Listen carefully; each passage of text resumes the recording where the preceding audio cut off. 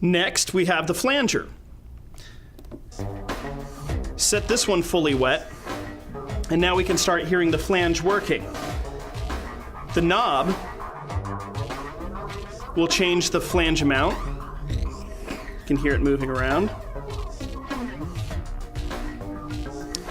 And activating the button next to it will enable an LFO that will automatically modulate the flanger for you.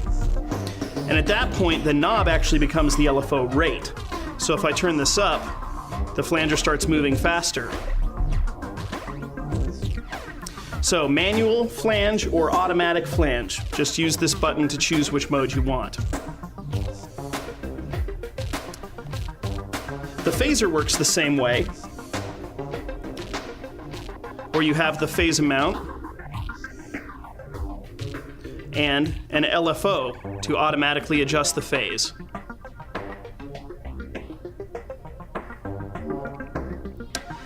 Now this next effect is pretty cool. This is a dual filter. Now a lot of people have used low-pass filters and high-pass filters before.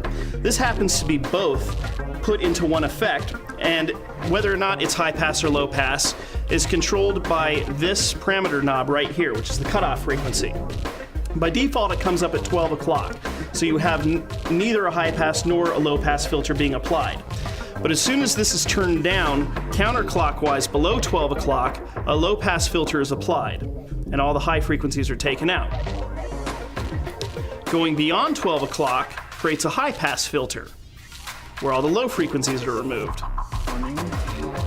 And finally, if you click the button just to the right of this will enable band pass mode, at which point high and low frequencies are removed around a central area, and then the knob is used to move that central area, either lower in frequency or higher in frequency.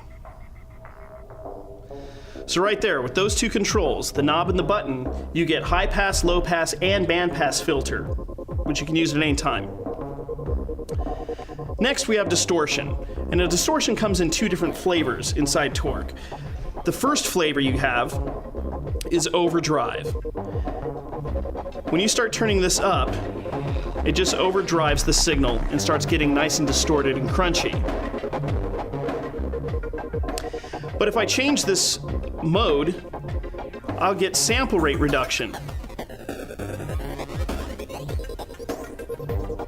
So, two different distortion types available within one effect.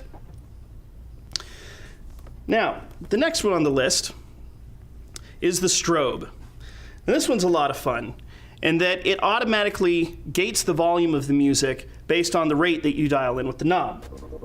So right now, we've got the music playing normally. As I turn up the wet-dry mix, we're going to hear the volume be on and off, on and off, on and off. So this is being done automatically in sync with the music. This knob here will change the strobe rate. So as I turn it up, there's a 16th note strobe. It's going on and off in 16th notes, 32nd notes, 64ths, and this will actually go up really high to 128th notes, where it almost sounds just like a strange distortion.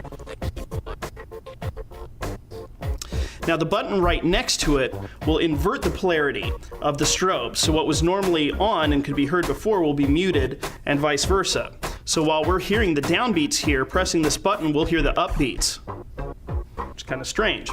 But of course, setting this up on alternate decks could cause the songs to alternate back and forth very quickly.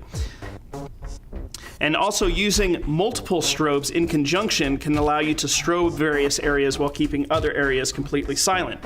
For example, if I set this to a quarter note strobe and then layer in another strobe below it, set to 16th notes or 32nd notes, I just get little instances of strobed noise that I can drop in on top of the music.